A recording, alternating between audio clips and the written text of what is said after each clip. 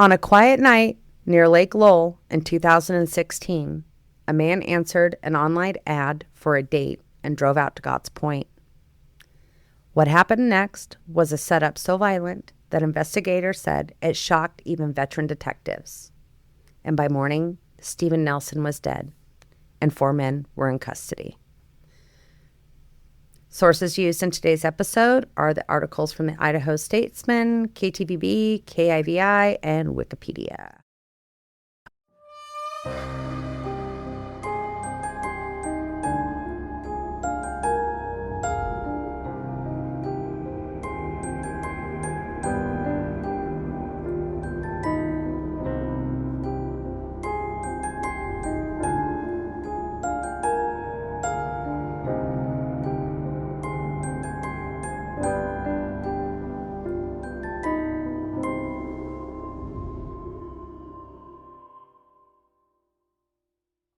All right. Well, welcome back, everyone, to the Lethal Library.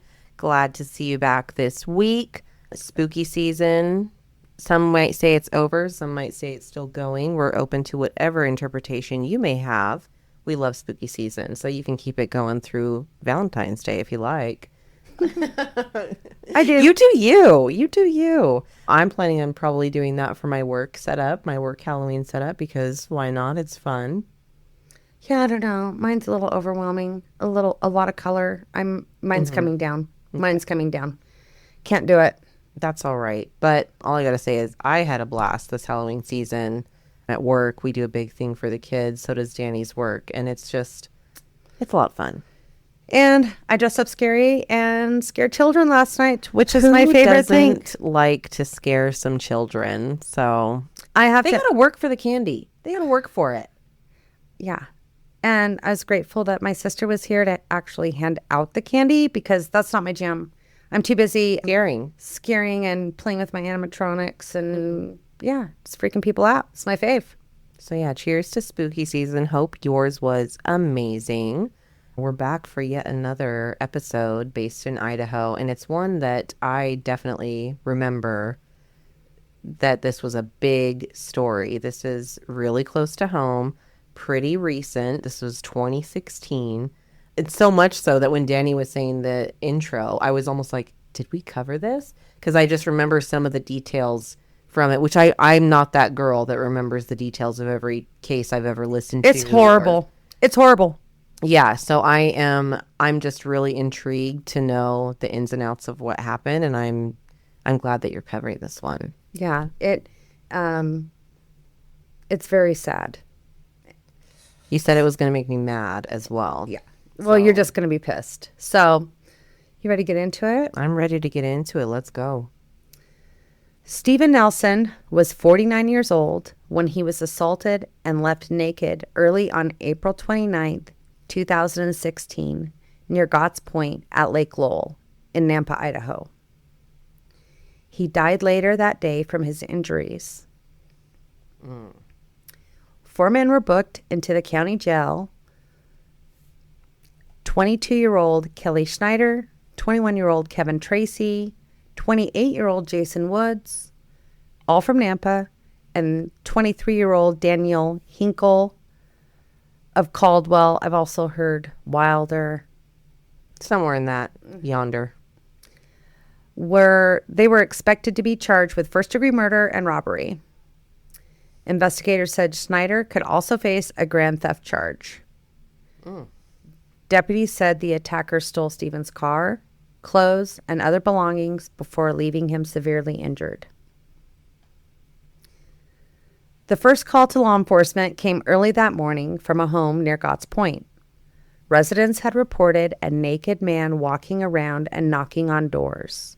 Oh. A, terrifying if you're a homeowner. B, terrifying. Actually, A, terrifying if you're a man trying to find somebody to help you. B, I don't know if I would open the door for a naked man. I don't know if I would. I may try to find some other, like calling the cops or calling another neighbor that I felt could peek out, or I guess I'd make Jared at least give him a blanket out the door. Yeah. Toss it from a window or something. Something. Yeah. Yeah. But I don't, that would be a scary. No, and I think as women, Probably. you never, because listen,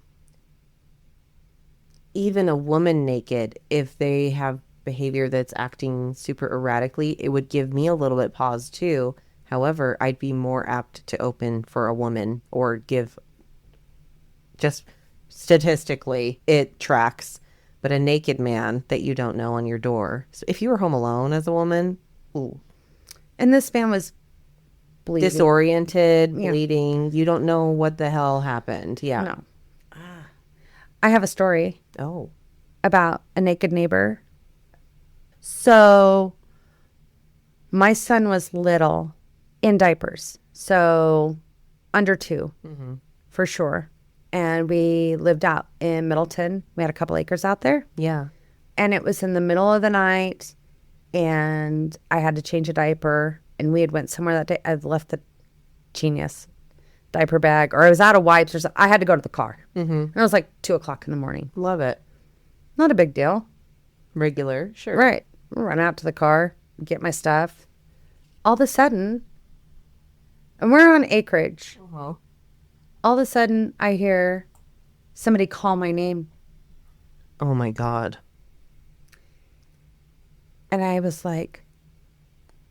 That can't be what I'm hearing. Right. I was like... It was my neighbor.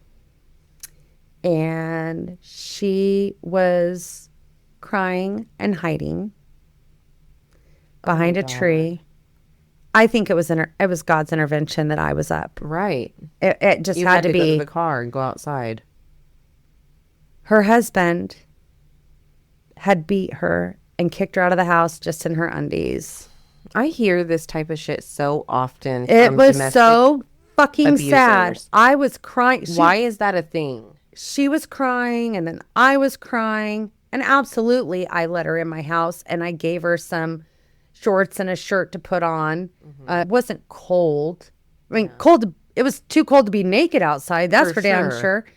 I just feel though, like I'm so grateful. I mean, I felt horrible for her, but I'm grateful that you were there.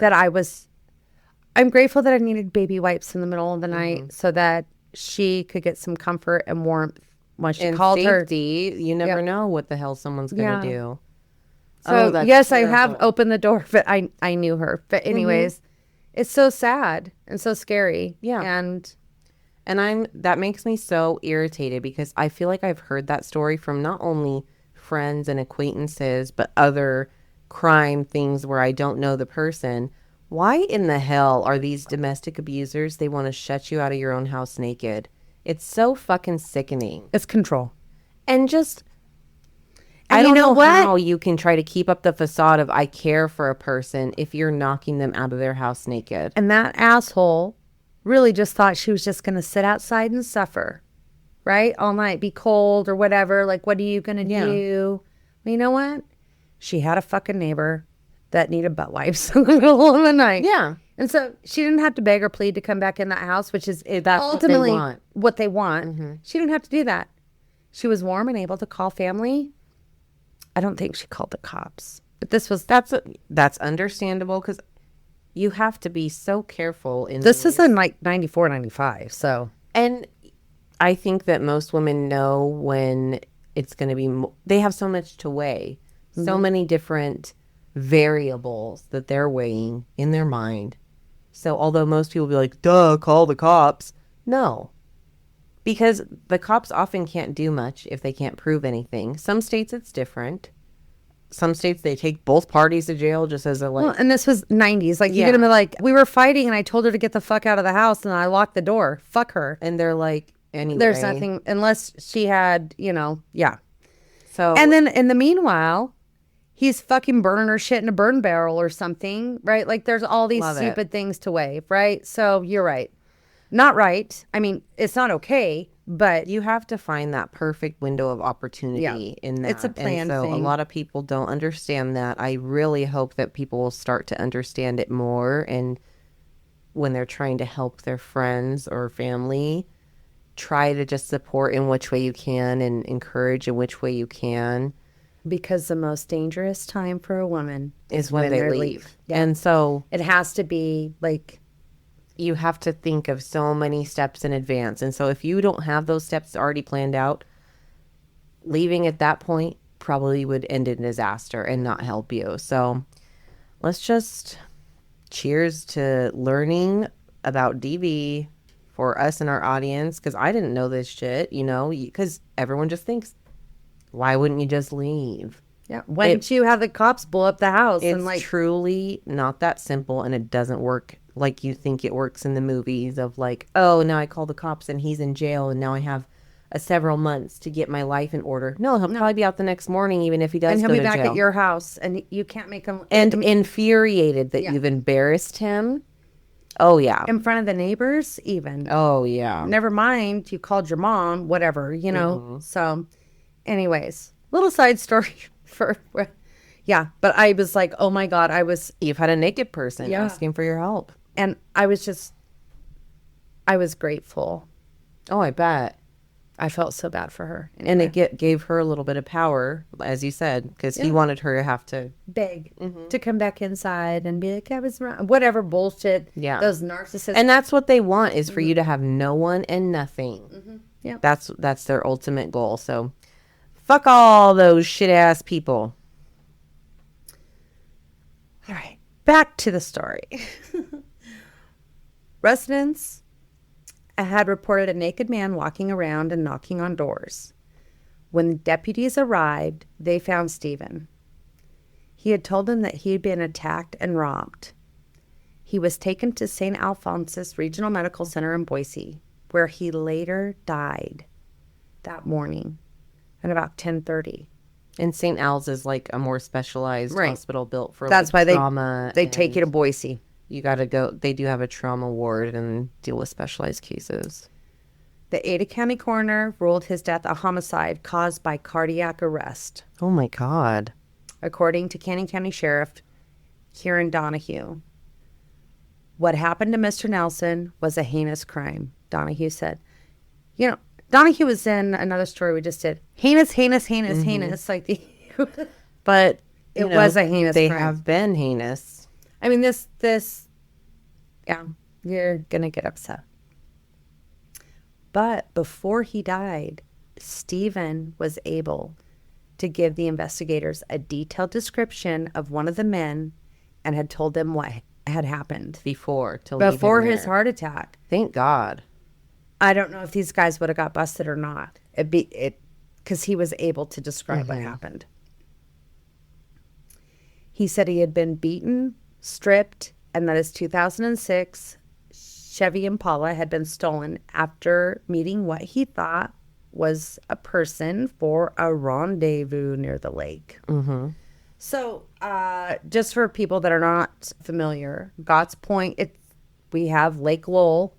Yes. Here in Canyon County. Very popular recreation site for boating, fishing. There's a wildlife preserve on part of it for endangered species of birds, and there's deer there. It's real.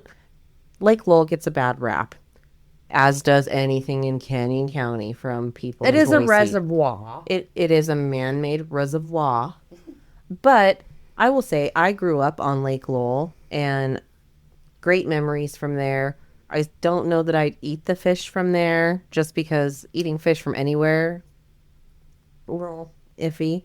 And it does get algae when it gets really, really warm. So if you're in the water gets lower. Yeah. If you're in the later months of summer, because it's a man-made reservoir and the heat is up, and I'm not even talking about toxic algae. It gets that sometimes, but so does every body of water, like the kind that your pets can't. But it would often get regular algae that is not harmful. And so it gets a little chunky, especially by the edges. If you have a boat and you can go out by the middle. Even when we went out on the boat this year, it's chunky. It's just. You come across it's conglomerates of it. It's dirty. Unlike there's floaties, for sure. Unlike Lucky Peak that has, it's always flowing and fresh water comes. This is all canal water. It's deeper and it's colder at Lucky Peak. It's canal water. Yeah. And it is what it is. So I still enjoy it. Favorite memories? No, not. I'm kidding right now. 2-foot carp running by your legs when you're playing at the dock. Did you ever have that? A what? The carp. Oh, yes. They have carp fishing competitions sometimes just to it's like an invasive species type thing where people go and just fish the shit out of the carp. And They are disgusting fish. They are gross looking. they're trash fish. And they are huge and big scales. Humongous scales. And they will rub right against your legs. Yeah. Yeah. So listen, if you have an opinion about it, I respect your opinion. Either way. But I just feel like for the folks that have never been there, that say, oh, it's disgusting. It's really not that bad. I mean, I got in the water this year. yeah, same. And there's really great fish in there. Like Ricky catches The bass. some amazing fish out of there. We are typically a catch and release anyway, so it doesn't matter. He's there for the fun of it, but it's like, it's a nice recreation spot for us. It's free. Like, you want to do your kid's birthday, a picnic there. There's recreation areas. They have like don't they have like a little museum type? It might be closed. They have a wildlife center. Yeah. So you can go there, get field trips there. I remember one of my projects in high school was to track invasive species, and the people that do that for a living show you how to map out what they've done. So it's a cool place. It does get a bad rap, though, for People sure. think it's literally a sewer. It's not a fucking sewer. It is not an actual toilet bowl. I'm still living, and I played in it my whole life. So I have drank the water as a child. Like, we're still alive. yeah, we're fine. So It does get a bad rap. Say less about Lake Lowell. But also, God's Point is very. I mean, I went skinny dipping out there as a It's kid. very accessible. There's usually a good beach area. Maybe now, not back in the day. It was kind of bumpy road. Yeah. You had to get out there. And then you build a bonfire. And I don't know what you're thinking, 14, 16, 8. Building a bonfire on the lake that's closed. Yeah, you're gonna get caught immediately. Yeah. Fishing So games whatever. right out there. Anyway. So. Sheriff Donahue later said that Stephen had used Backpage to arrange a sexual encounter and planned to pay one of the suspects. Quote, unfortunately, when he got out of his car at this location with the individual, there were other individuals waiting in ambush and they attacked him. How shitty is that? Based on Stephen's statement, investigators uncovered evidence on multiple websites linking the suspects to similar activity. This was their shtick. This is what they were doing. Quote, this was not their first time, Donahue said. This was a planned attack. What they did not plan for was that Stephen would be able to come forward and tell us this information. Mm-hmm. And listen, honestly, I'm already getting they've got a case of the stupids, these criminals, because this type of crime, if you don't beat the fuck out of someone too bad, maybe you just give them a little slapping around and subdue them enough to rob them, which it sounds like that was the ultimate goal. This being, as you said, he was there for an encounter that some people would find unsavory or shameful. If someone can walk away from there with maybe still even their car, or even without their car, without being beat to death, they are not going to want to have you pursued because they don't want the shame of it. The drama. Yeah. And so that's why it's like, why the fuck did you go that far, you psychos? Like, oh, they know what they're doing. sounds This one did go to plan.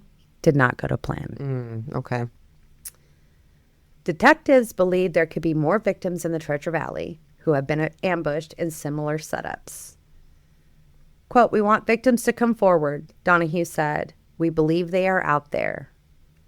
He assured them that they would not face charges for solicitation, which is always a fear. That is against the law. But when you're talking about getting beat, robbed, murder, the cops are not caring that you were going to pay for sex. Yeah, they don't care when it comes to that. For the most part, yeah. But I can see how it would still be a fear, so it's good. Oh, that they absolutely. said it. So let me tell you a little bit about Stephen. Okay. He was in his 40s when he earned a degree in public relations from the University of Idaho. Good for him. Professor Keaton Bird said, quote, he knew the value of education, perhaps more than an 18-year-old freshman would. I feel that so hard. Oh, yeah. I'm sure you take it a lot more seriously. Stephen was remembered as intelligent, confident, and kind.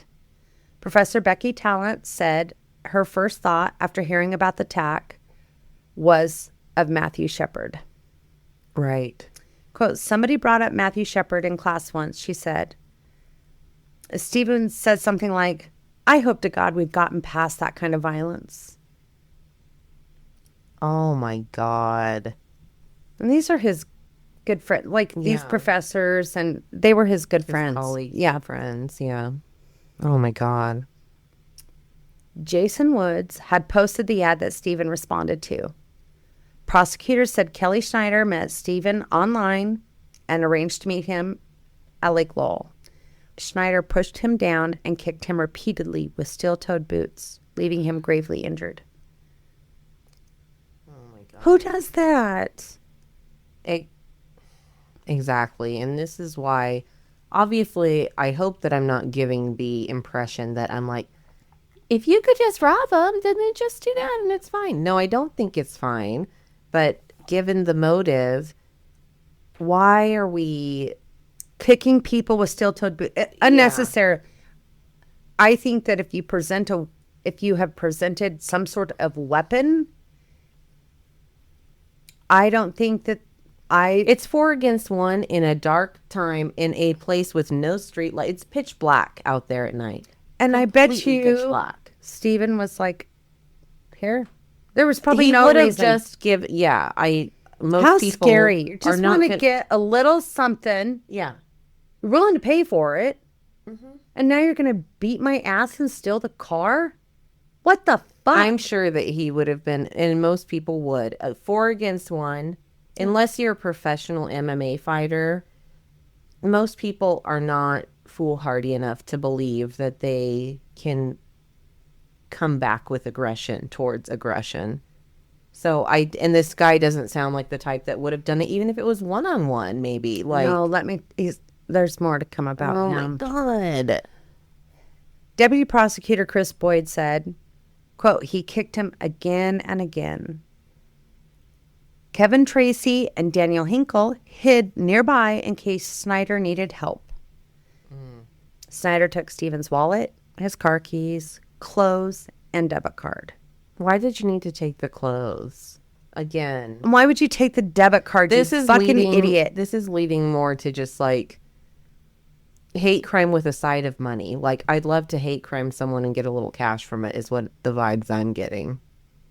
Barefoot and bleeding, Stephen managed to walk half a mile to a nearby home, and that's when the residents called 911. He was taken to the hospital with broken ribs and internal bleeding, and he died a few hours later. No, they fucked him up. That's ridiculous. Okay, ready for idiots? Let's hear it. Snyder and Hinkle later used Stephen's debit card at an ATM inside Albertsons, withdrawing $123. You're fucking rich. Investigators learned Snyder had lured and beaten other victims, quote, many, many times before. Well, what the fuck? Why is he out? Maybe because people just weren't reporting and he had just maybe roughed them up a bit and not enough for them to want to report. But this is ridiculous. The FBI began investigating in mid-May whether the murder qualified as a hate crime. Get him. Sheriff Donahue confirmed federal agents were examining whether Stephen was targeted for being gay. Quote, they're going to have to meet some pretty high standards of federal law to make that happen, to get beyond that robbery aspect, Donahue said. Under the Matthew Shepard and James Byrd Jr. Hate Crimes Prevention Act of 2009, willfully causing bodily injury based on a victim's race, religion, national origin, sexual orientation, or gender identity is a hate crime.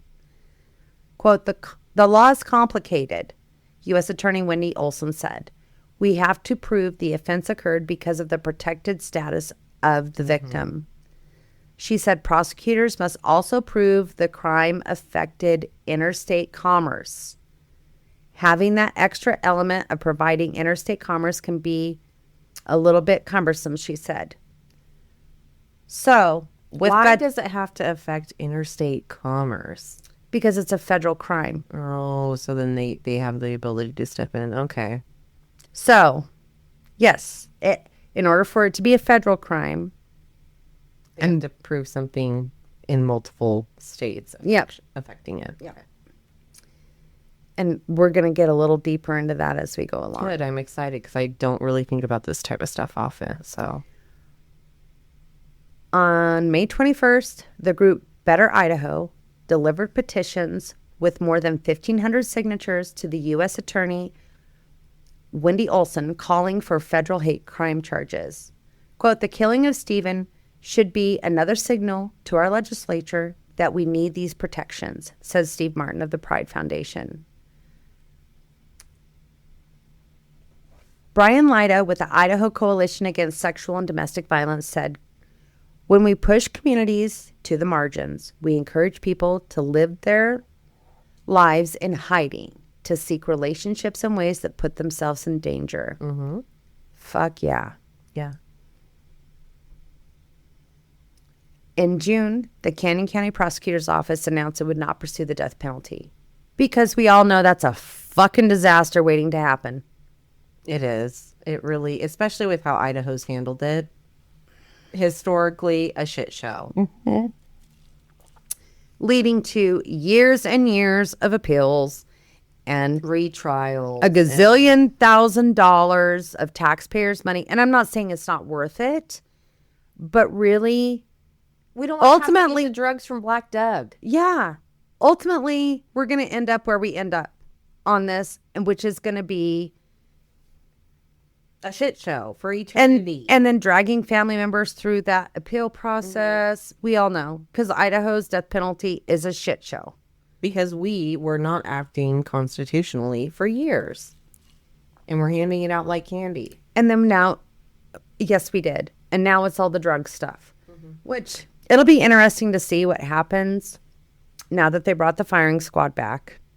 I'll be very curious to see how this all folds out with the firing squad and the death penalty, to see if we see an increase in death penalty cases. Mm-hmm. I don't think we're going to see a decrease in crime because it's really not a deterrent, because people don't... If you're doing the type of stuff that you get the death penalty for, you don't give a fuck. That requires the death penalty now, I will say. Right. No, you're not caring about the death penalty. There's no thought process. Until you're caught. Right, and then you care. That's always confused me about so many...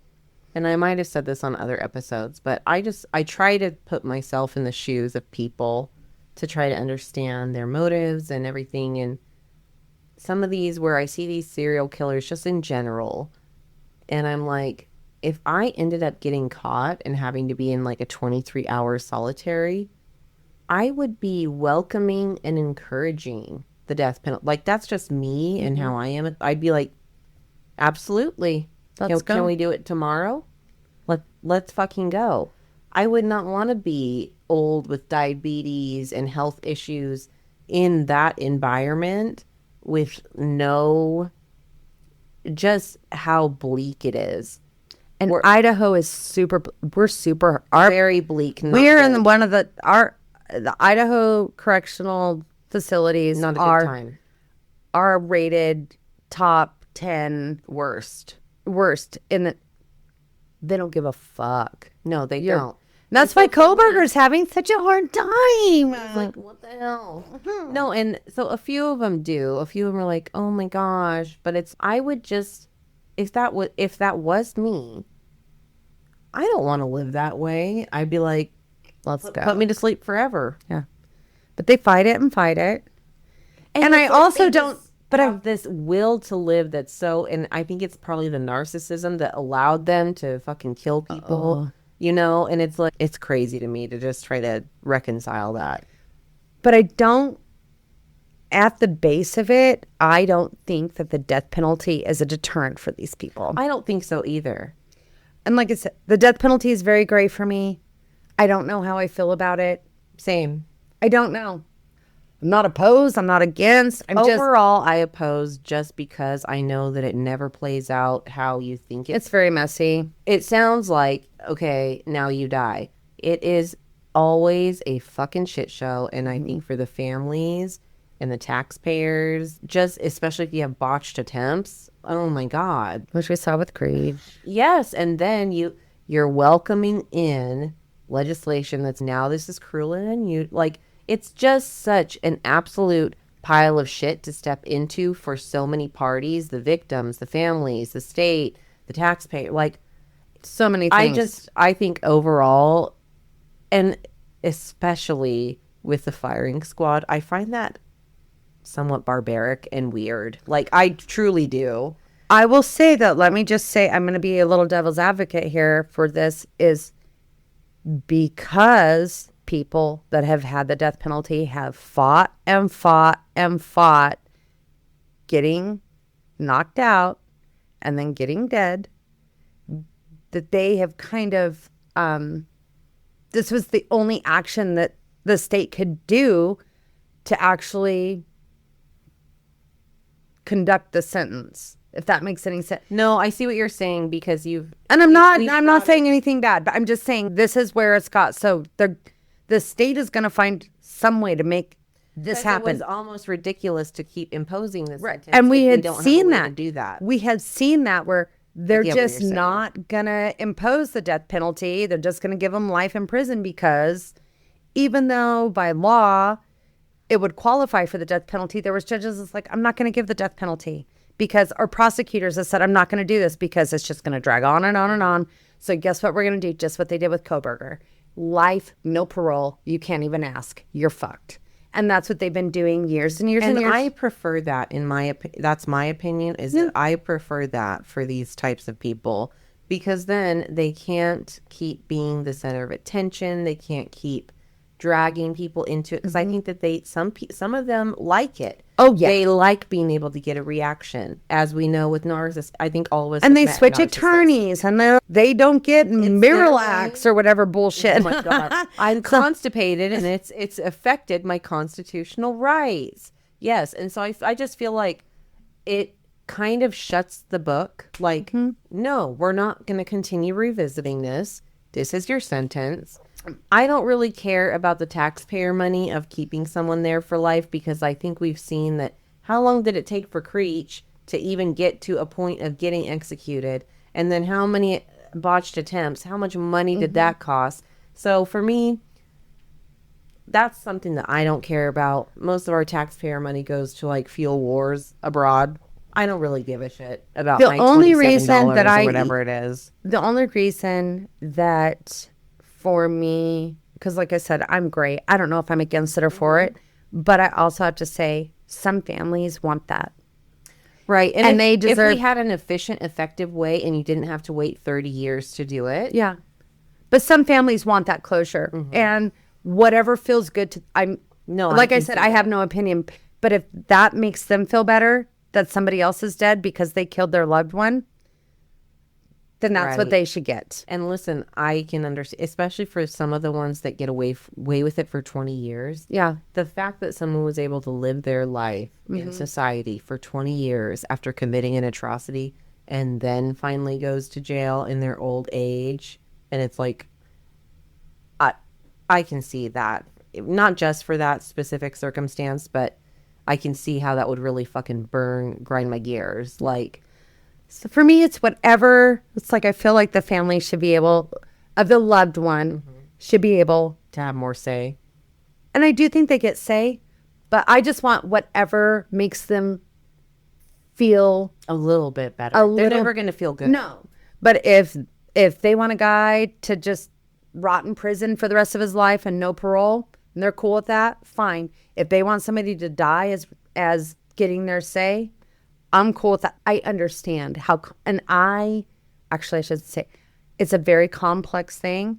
I have never been a victim of that kind of tragedy in my life, so I can't speak intelligently. I can't even imagine. We can try to understand, but we'll never fully understand unless it was to happen to us. Right. So that same month is when the Pulse nightclub shooting in Orlando happened. Oh my God. Remember that one? Yes, I do. It was horrific. And it reignited the Add the Words movement in Idaho. I remember that. Activists said the massacre showed exactly why protections were needed for LGBTQ people in the state.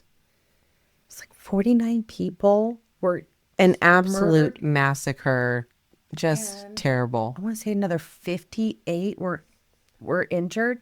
Like, it was horrific. Yeah. So this all was happening, which it's to bring attention to The issue. culture Yeah. is important. The Yeah. vibes It's like, at the oh, we have time. this tragedy on top of our tragedy here in Idaho. There's another tragedy. It's like, look at what's happening. And not taking that into account has an effect that you may not intend, you know? And I think it's important for cases like this where I don't know where it's going at the end, but like I told you, this seems unnecessarily cruel for no reason. If you just needed money, just rob the guy. Why was he naked and beaten to death? On January 23rd, 2017, Kelly Schneider pled guilty to first-degree murder. Hours later, he was charged in federal court with a hate crime. Well, got him. Prosecutors said he admitted he intended to rob Stephen but not kill him. He acknowledged kicking Stephen repeatedly and causing his death.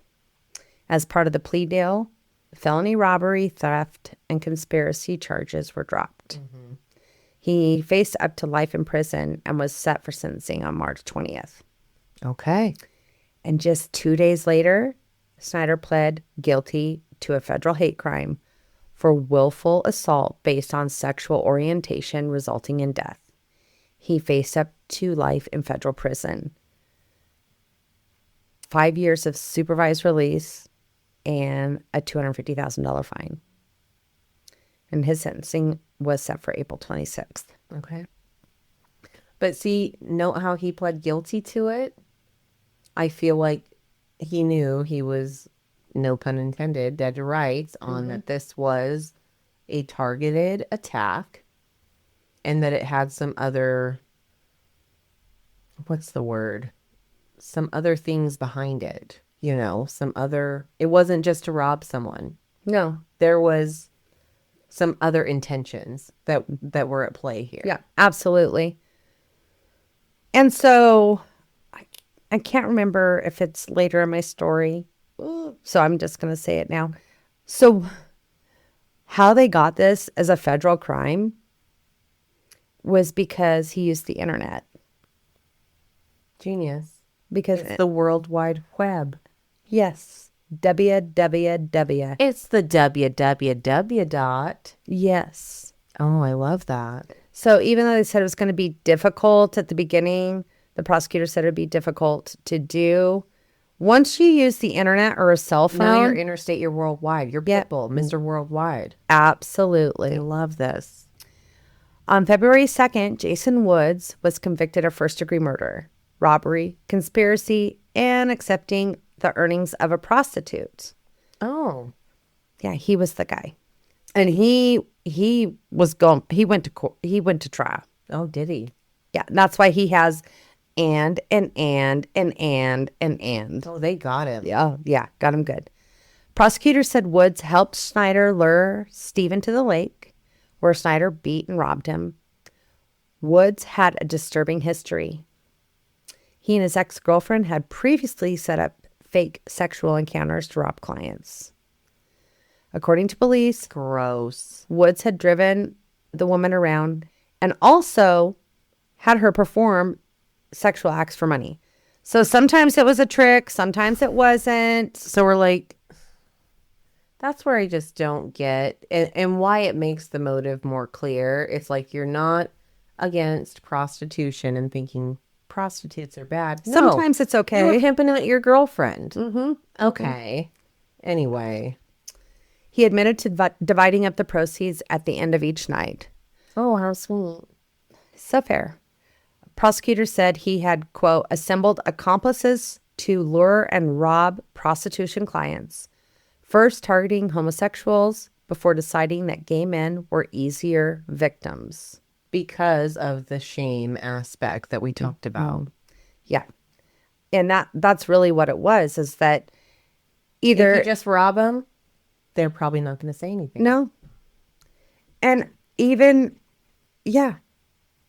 Or even Some of getting... these men are married, you Yeah. know? They have careers that they don't want to be, which, I would like to think in 2025, No, it's who cares? still a great risk. Yeah. To their career, to... Unfortunately, some are married, which I don't really agree with, the whole DL thing, but no one deserves to be murdered about it. Or even beaten. I mean, some of these men were not even reporting getting beaten and robbed. Not murdered, but they were beating up people and robbing them, knowing that they had a pretty high chance of just getting away with it. Yeah, because they're not going to say anything. They're going to say, oh, I went to a bar, someone tried to steal my car, and I got a little hit to their wife or family. Right. And, the cops... I slipped in the parking lot on ice. Cops couldn't do much. Yeah. Or I slipped. forgot to lock my car. Yeah. So sad. On March 3rd, Daniel Hinkle admitted he was nearby ready to help Snyder during the attack. He carried a brass pipe that he said he would use to break Stephen's car windows. So he was hiding, but he helped.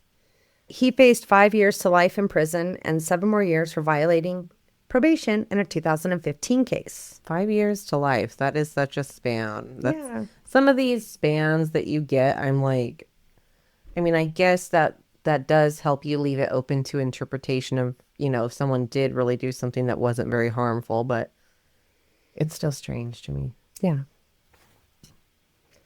It had been nearly a year since Stephen died, but his family relived that night every day. His father, Edgar, said, quote, after 49 years, his prints in our lives and our hearts are everywhere. He told the court he woke up every night and walked that last mile with Stephen. Oh my God. Quote, when you think about torture, I don't know how you could inflict more torture than what has been described, he said.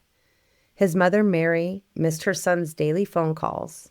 His sister, Connie, said, quote, Stephen wasn't our gay brother. He was just our brother. Yeah. Oh my God. Just seeing the effect and that has come down to a hate crime when she's just like, that's our brother.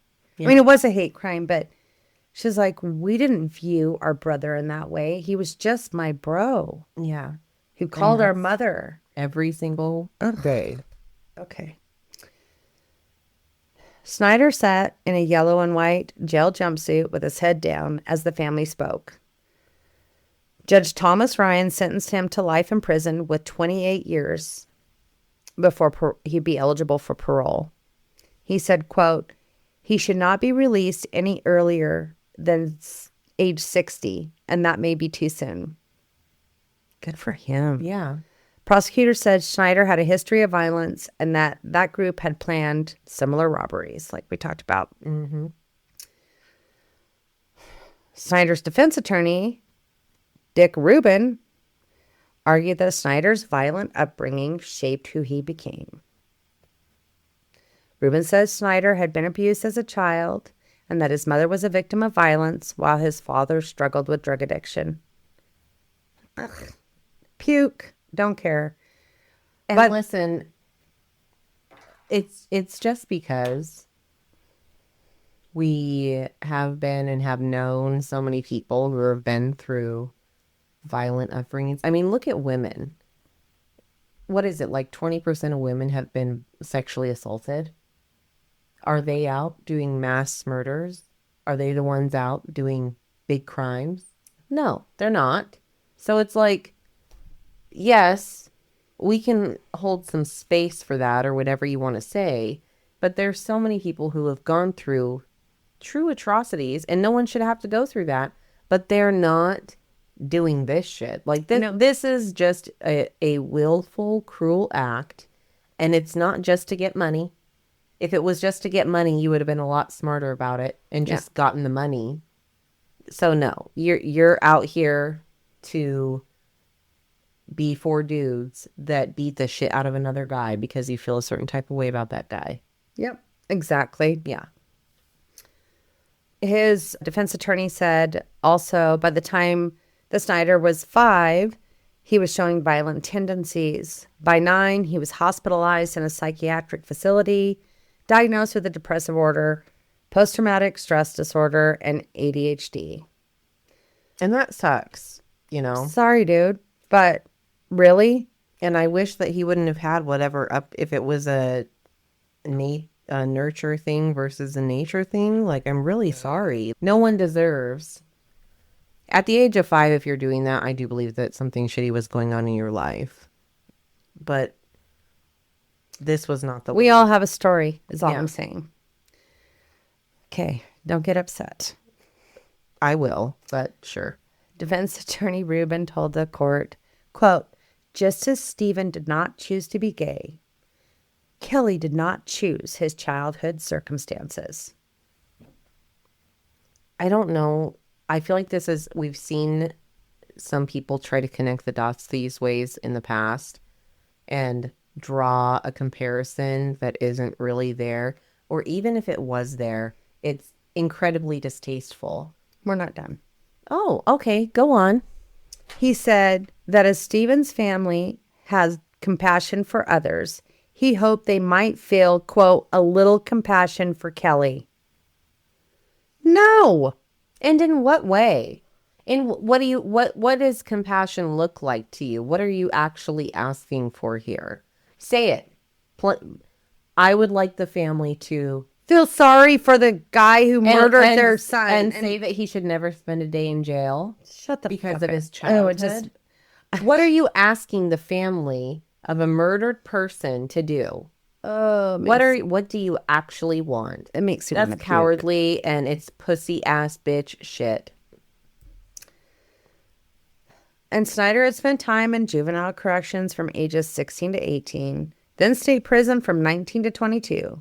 Institutionalized, sure. He had been out on parole only 5 months when Stephen was killed. And listen, there's a million things that we can also try to tie in of shit could be better here.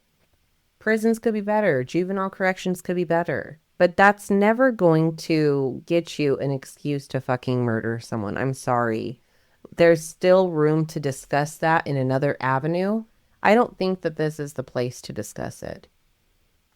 If you really care that much, are you running campaigns? Are you participating in the community? Are you working for jail and juvenile reform? Are you doing that?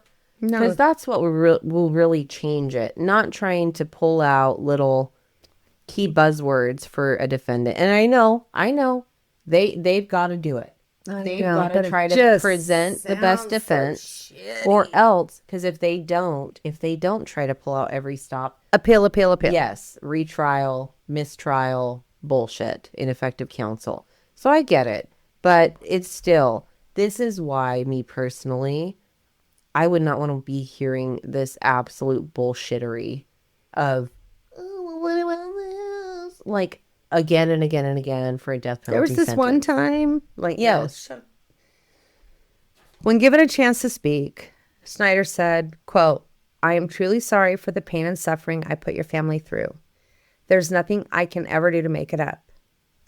Facing the judge, he said, quote, I don't think my juvenile history or the problems I went through should have any bearing on what I did almost a year ago.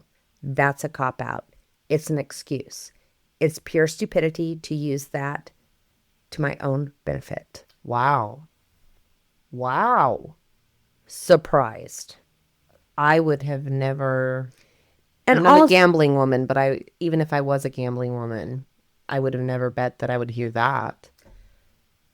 I almost feel like he was pissed off at his attorney. That was they're like, we're the attorneys. This is Distrust us. This is our strategy. But he still, you know what? I will give props because it does show some actual remorse It of does. not towing the line. Right. Of saying, that doesn't excuse it. That's actually Again, not excusing it, but That's one of the best responses I've heard, though, from it. That feels like he had a PR team that was working against the defense. And if he actually felt that way and said it and didn't have someone telling him to say that, that would speak volumes to me 20 years, whenever if he was eligible. That would speak volumes of, he never tried to say, poor me. Yeah. Oh. He said, no, that's a cop-out. Wow. You do not typically hear that. No. On April 11th, Jason Woods was sentenced. Judge George Southworth called him the mastermind. Prosecutor Chris Boyd said, quote, "A good man's dead because of the defendant's greed. Without Jason Woods, this crime does not happen. Stephen's cries of pain, his pleas for mercy are on this man's head." The judge sentenced Woods to life in prison with 28 years before he would be eligible for parole, matching Snyder's terms. Woods looked directly at Stephen's family and said, quote, "I am very sorry for the family's loss. I can't fathom the pain they're going through." Standard and typical, and we've heard that from people. Not near as impressed as... No. Defense attorney Larry Sisson said Woods was trying to turn his life around after kicking a drug habit.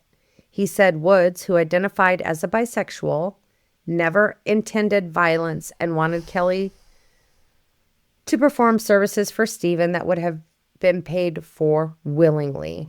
This is another defense attorney tactic, just bullshit. But Boyd said Woods knew exactly who Snyder was, a violent man who hated homosexuals, and sent him anyway. By the way, I hate using the word homosexuals. That's how it was written about in the time as well. I mean, and it is, I don't think it's necessarily a bad term, but no, it's not a bad term. I just feel like it's so formal. People have used it in a derogatory way. And so, but that's incredibly disappointing that he was, quote unquote, a member of the LGBTQ community and used. But I wonder if that was very convenient that he identified that way once he was in court. Anyway. Or even, listen, we've seen it I've seen it in many different crimes that have happened, that especially men that are DL or that are bisexual but haven't come to terms with that, or gay that haven't come to terms with that, are incredibly dangerous because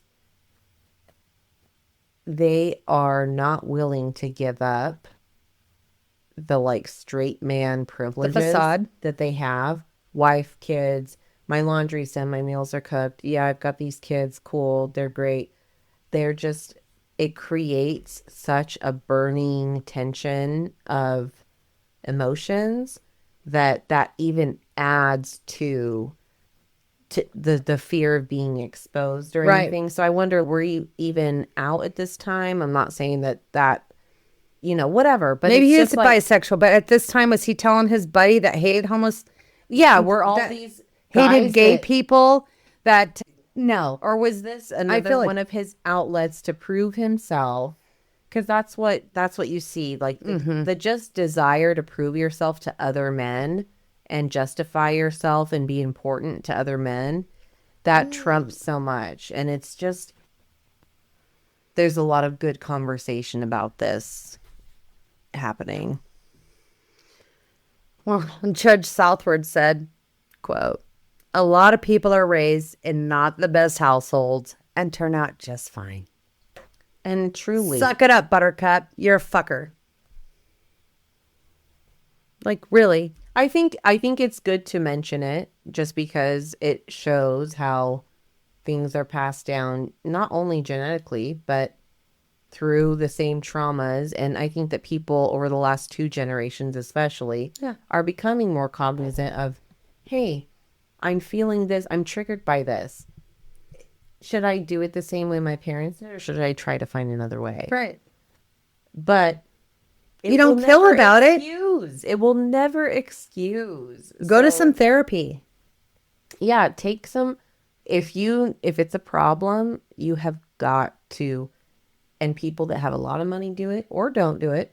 They've got all the money in the Yeah. world and they don't do it. Yeah. And people that don't have the money find a way to do it or don't do it. There's so no excuse for not improving yourself in and today's just time. avoiding murdering Yeah. people at the very least. Can we not murder about it? Thank you. You might act out in public. You might be not the best friend. You might do some unsavory things. Just if you could please at least not murder about it. Or beat people. Thank you.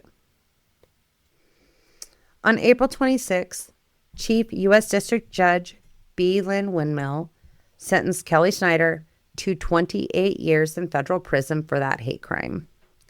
Stephen's father said, quote, because he was gay, the hatred of another person was poured out upon him in a manner we cannot believe. Mm-hmm. Assistant U.S. Attorney Aaron Lusoff said, quote, serious criminal punishment represents a society's strong condemnation of what the offender has done. We're not accepting this anymore. Yes, and I think it's so important to note that kind of hatred because it isn't a random thing. It isn't a crime of passion. Like, and not saying that crimes of passion are okay, but there's to target someone, a stranger, and to do it from just a point of you clearly think less of a group that's different from you. That says a lot. And that says, I think that these types of things might affect criminals, not people that want to kill people, but people that want to be causing disturbances or not hire or, just, I think that it does affect the culture in the way that it's like, you can't do that. You can't do that. We're not putting up with it. No more. So that's why I think it's so important. At the end of April, about 200 people gathered at the Knitting Factory in Boise for a Stand for Stephen fundraiser, raising more than $5,000 for Stephen Nelson Emergency Fund at Boise State University. This is great. Oh my gosh. The fund helps LGBTQ students who lose support when they come out. Senator Marianne Jordan said, quote, we are fortunate that federal laws are in place, but the absence of state protections for the LGBT community is a scar on Idaho. It really is. Representative Melissa Wintrow said, quote, I thought people could empathize with the facts, in particular, an assault and a violent attack. So, yeah, not knowing anything else. Can you not just say, should someone be beaten to death for meetings? Like, they were clearly there to rob, no matter what he was there for. right. They could have lured in there with a Craigslist scam. Yeah, sure, sell me your TV. Yeah. Should someone... No, it's important that we know that there was other things at play here. So, let me tell you though, in 2025, Idaho still has not added the words. There is no protection in the state of Idaho Isn't surprising to me. for a hate crime for your sexual orientation. Yeah. Blew my fucking So you mind. could literally stab someone and be like, I just think that you're gay and that's why I'm doing this and that's my motive and there's no other... You're not going to get charged with a hate crime unless it's a federal hate crime. So, and luckily the feds stepped in on this Yes. and nailed him. But we don't have anything here in the state of Idaho, which I thought for sure. There should be because this it's happened easier. in 2015. Yeah. I mean, A decade? we have gay marriage now. Like, we know Yeah. it should be a protected thing. And it's even going back to Matthew Shepard. Yeah. What a tragedy. That should encourage every state to have these protections so that we don't get these fucking narcissistic, Yeah. over masculated men thinking that they need to prove their manhood by beating somebody up who is of a different sexual orientation than them. Not doing anything to them. So they could target in Idaho, somebody could target somebody for their sexual orientation and beat them up just because, and they're only just going to get an assault charge. when They're they should get a something. hate crime charge. I was just Because I think it's to be a little SV here, especially heinous. yeah. They're targeting somebody. This isn't a fight because you guys had a disagreement about getting in line at the fair or somebody cut someone else off. No. Those aren't right either. But there's something that's a general, like, lighting the fire of a disagreement. These type of things, if it's you are going out of your way to find someone that you'd like to hurt. And that's fucking weird to me. You can get a hate crime in Idaho if you target somebody of a different race. At least if you decide I'm honestly surprised that Idaho even has that. Yeah. Well, truly. I'm, truly. Like if you want to beat up, if you're targeting Muslim people or Hispanic people, you're getting a hate crime. But you don't get a hate crime if you target gay people. Yeah. It makes no fucking sense to me. Mm-hmm. How fucking... But you can just get a simple assault instead of like... Yeah. If you're rooting around town in your lifted truck looking for gay people to hit with a bat, like, that's a different thing than getting in a fight with, like, a bar fight over a disagreement about karaoke. That's different. Right. It is fucking different. Yeah. We're not targeting people. No. Anyway, it blew my fucking mind. So, still not okay. I would love to see that add the fucking words. Mm-hmm. And this isn't in my story, but they tried to in 2017 to get in front of, and pardon me if I misspeak, in front of the get into Idaho Congress. Yeah, to get in front of the Congress. Thank you. And they, even after all of this, even after Stephen's murder, even the Pulse killing, they weren't allowed time. Extremely disappointing. And, you know, it's one of the nuances of living here, I'll say, is that I think that just about everyone that comes here to Idaho really loves it for different reasons. Maybe they like the outdoors. Maybe they like the sense of community, because there are some really good community approaches here. Maybe they like the taxes. I don't know. Maybe, who knows what reason you're coming here. But most people that come here really do love it. However, there is the undercurrent of just injustices and bullshittery, and it affects everyone. Some people think it won't affect them, and they come here because they think a certain thing, and then they move on pretty quickly when they realize that we have a lot of struggles that a lot of other states have. It's not a perfect state by any means, but I think that people who live here do want to make it a better place overall, and we'll just keep fighting. It makes me sad that we don't have those. I'm truly upset because we have pride in our state. Yeah, I'm very prideful to be from here, but it makes me sad that we wouldn't protect people like my dear friends that I've had in my life from getting targeted. It makes me sad. So, no, anyways, absolutely. I'm emotional. Listen, I didn't think I was pissed when I was writing it, and now I'm emotional just listening to you talk and just having more of a thought process instead of research. It's a constant fight, you know, because like we said, we're proud. Yeah. We're proud of our community that we built. We're proud of our neighbors.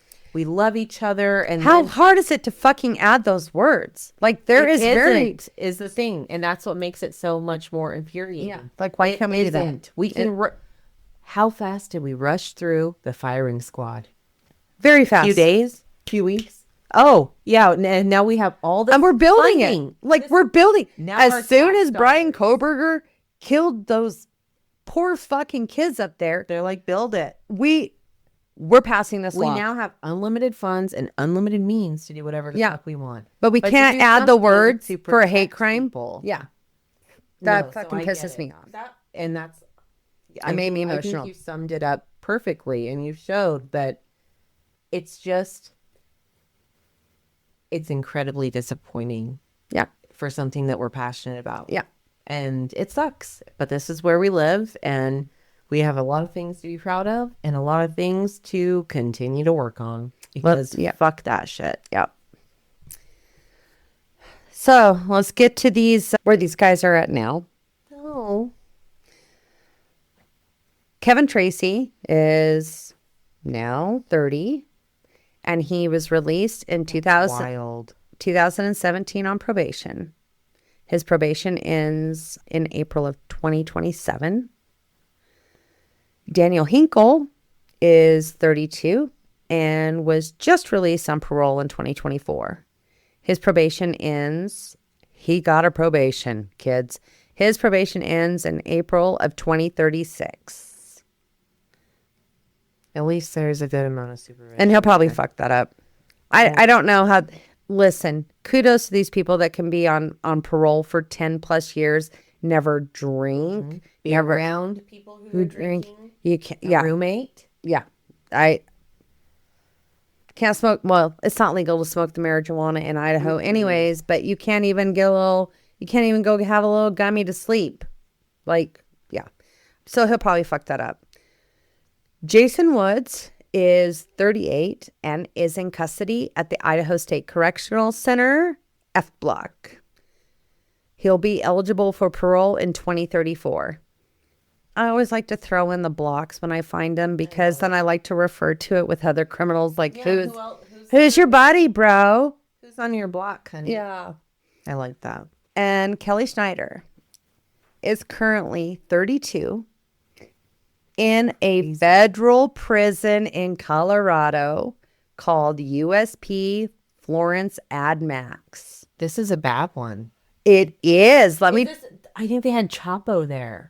A Supermax prison. They had El Chapo there. I'm going to tell you the list of prisoners there. A Supermax prison. I went on this is my Wikipedia part, by the way. Thanks. I was like, are you fucking kidding me? So a Supermax prison, aka the Alcatraz of the Rockies. Mm-hmm. It is known for extreme isolations with inmates confined to soundproof cells 23 hours a day. So you can't even shout to your friends through the vents, through the door. You are by yourself with your fucking thoughts. Communicate with anyone. Famous inmates or infamous inmates include El Chapo. Thank you. Number one, Ted Kaczynski. No shit. The Boston Marathon bomber. Lots of terrorists are here, aren't they? Terry Nichols from the Oklahoma City bombings. Yup. The shoe bomber. Terroristas. Yeah. This is crazy. I'm glad he's there. I know.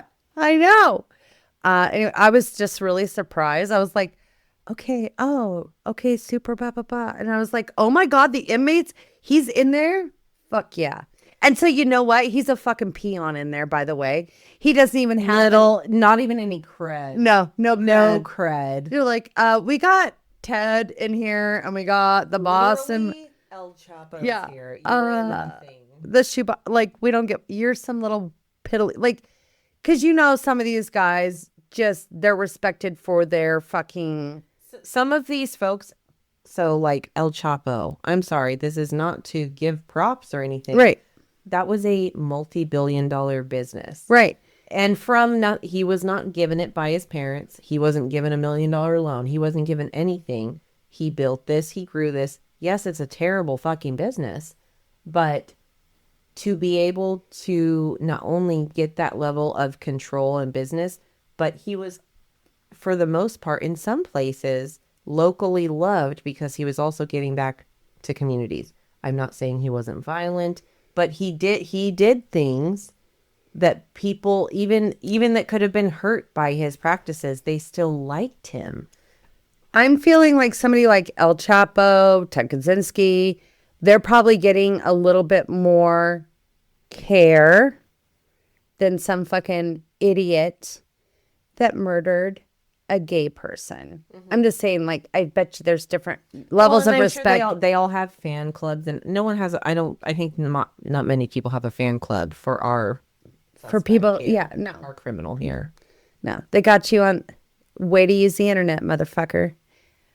Federal charges. Good for you. Let's just give him a... Because our state couldn't do it. So, Yeah. so Snyder's release date from federal prison is in 2052. We'll see what happens after that. Partner? Stephen's family said they would never stop walking that mile with him. His death became one of the most brutal hate crimes in Idaho's history. Kelly Snyder and his accomplices will spend decades behind bars, but the hate that killed Stephen didn't die with him. It didn't. No. And there is still that organization that is raising money for people who are coming out. And they were helping, they said, about 2 students a year that became like homeless because they came out, which is that's a fantastic organization. And they said it doesn't take long. Like, they're just helping them get stable. And then these people are picking up their lives. They just need help on the short term. Oh my God, I'm homeless, which we know can lead. You don't have a home. You got a lot of problems. Especially as a college student, as a teenager, if you thought you were going to have that support. And what I'll say is this is a lesson that I learned later in life that I think that people should is you choose your family. You have your family, yes, and you can choose whatever amount of loyalty you want to give. Sometimes that will hurt you, though. Yeah. People in your family can be toxic, and I hate when people keep incredibly toxic members, especially like the older generation is like, oh, it's just Uncle Bob, he's just a molester of everyone in the family, but we just still like that type of shit fucking infuriates me. And so I think it's so ingrained in us that your family is your family. And if someone isn't born into your family, like, yes, they might be your best friend, but they're not your family. I don't think that's the case. And that hasn't been the case in my experience. And so to just urge anyone out there, you can choose your family. Mm-hmm. And the people that are going to really ride for you. And if you come out and people are willing to drop you like that, especially your own parents that birthed you, that's a them problem. Yeah. 1,000%. So how great. Seek out and try to find good allies, good friends. It can be a tough road too. Everyone has their own motives and whatever. But when you find your family, do what you can and keep that family. And family's not always blood. No. Not exactly what I'm saying. Yes. Not at all. Well, this episode has me emotionally wrecked. So can we go cry about it? I know, I'm so fucking upset. And I was just like I said, just very disappointed that we have not added the words yet. Yeah. And actually I was kind of disappointed in myself that I didn't know that. I assumed that there was state protections for the movement, and that we're still not there. Fucking this is 2025. Jesus. And it's I if anyone wants to say that that's not something that could cause a targeting on a specific demographic of people, I think you've got to be out of your mind. Yeah, like it's just one of those arguments that I wouldn't even deign to participate in, because you're going to tell me there's not people out there that would target gay people? Are you living on the same planet that we're living? So I think I'll end with this it's one of those things where I think we're so emotional because it's so disappointing for our state. Yep. But I think there's still hope. And I do. That you have to have hope. You have to have hope. And you've got to do things in your everyday life that help change people's minds, that knock people down when they're doing bullshit things or demonstrating really shitty things to other people. Those type of things mean more, because I know that I am the type of person where I'm like, God, I just wish I could flip a switch. Right. And be like, no, it's the law now, or no, this has changed now. There's so much that the important work is done on the front lines. and you can support these legislative changes. But even if a legislator was to say, no, this is the law now, this is the law now, if you don't have the societal and cultural change, it wouldn't matter. I don't think it would have any impact. So just know that what you accept and what you don't accept says a lot, and your family doesn't always have to be blood, and you can choose your family. One more parting note. Tell me. Please, if you're feeling like you want to help, please reach out and search for Stand for Stephen for that. For the fund. Yeah, Help. for the fund to help the students at BSU that are coming out. So go check it out. Please they're still doing, they were coming up, still having fundraisers. And my research, I couldn't tell you the last time that they did, like, they're doing concerts and stuff. So I can't tell you the last time there was one. I didn't write that down. I should have. A great cause. Yeah, but you can definitely go find it. So anyways, thanks for listening, you guys. I'm going to need a hug after this one, Steph. We need a big hug, because what a roller coaster of angry and sad and Stephen. So undeserved and just unnecessary. Completely unnecessary. Brutal, ignorant, what a fucking tragic people. Loss. Yep. So anyway, fuck y'all that had anything to do with that. I don't really care that if you're up for parole or anything. No. I hope that you don't act that way again, but I think you should all rot, and that's just my personal opinion. But thank you guys for listening. Thank you for being with us for spooky season. Once again, of course, if you have any feedback or you want to get in contact with us, you can reach out to the Lethal Library at gmail.com. We've got a TikTok, Instagram, Facebook. Of course, you can reach out there. We've got our silly little Halloween TikTok that we'd love you to watch. That's pretty cute. Mm-hmm. We love to do the tiki-talkers. We love try to entertain. Besides doing our research, it's kind of a little fun release. It brings us a little bit of brightness in all of this shittiness. Because we talk about a lot of sad things. Heavy subjects. You might hear some PSAs moving forward at the end of our episodes, just because we think it's important to touch on the type of really sticky subjects that we have and provide resources. So upcoming, you'll hear that. Otherwise, Dani, thank you for doing the work and the research on this episode that was obviously very challenging. And any last thoughts? I'm just sad. I'm right. Thanks again, guys. Have a good night. Week. Love ya. Bye. Bye. Hey friends, just checking in to say that we all struggle sometimes. Mental illness is more common than most people realize. 1 in 5 adults in the US experience it every year. Anxiety, depression, bipolar, these aren't signs of weakness. They're health conditions that deserve treatment and compassion, just like diabetes or heart disease. If you're struggling, you don't have to do it alone. The 988 Suicide and Crisis Hotline is available 24/7. Call or text 988 to connect with trained crisis counselors who will listen and help you through tough moments. Veterans can press 1 after dialing 988 to connect directly with the Veterans Crisis Line. For young people, the Trevor Project offers 24/7 support for LGBTQ+ youth. Call 1-866-488-7386 or text START to 678-678. Remember, asking for help is not a weakness. It is an act of strength. You matter, and recovery is possible.